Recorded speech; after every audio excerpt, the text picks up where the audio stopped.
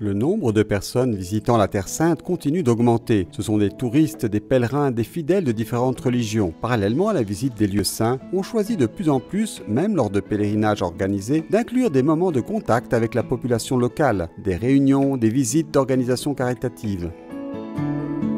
Ce groupe de 300 pèlerins de Bergame, l'un des diocèses de pèlerins italiens les plus généreux, 13 000 pèlerins en 10 ans, dirigé par leur évêque, a rencontré par exemple la communauté Ephata à Bethléem, qui s'occupe des enfants sourds et muets, et a assisté au spectacle de clôture d'un camp d'été pour enfants arabes à Jérusalem, un spectacle consacré à la rencontre entre Saint François et le sultan il y a 800 ans.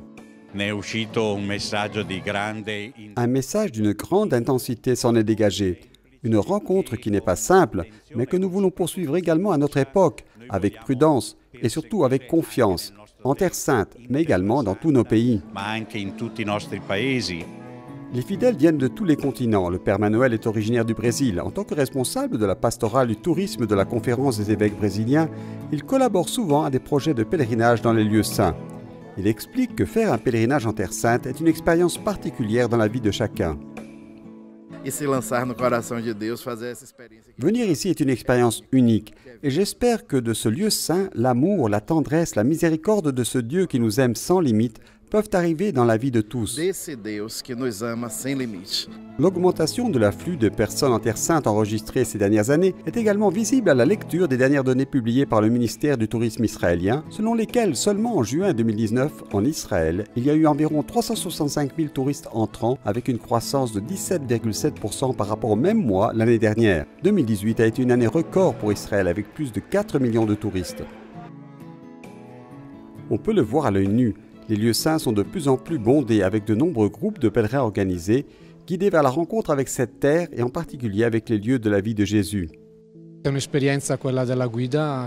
C'est une expérience, celle de guide, très intéressante car il faut apprendre pour enseigner. La richesse est telle que parfois les pèlerins peuvent être un peu effrayés. Tout le monde en ramène un morceau à la maison, mais ce n'est pas grave.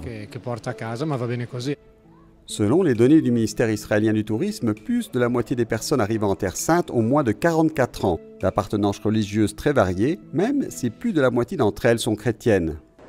J'ai vécu de nombreuses années en Argentine, avec différentes religions, de nombreux juifs et beaucoup de musulmans. Mon rêve était de venir en Israël et d'apprendre d'autres réalités. Cela a vraiment été passionnant. Aujourd'hui, je disais à un ami que je n'avais jamais vu un tel endroit où se trouvent autant de religions réunies.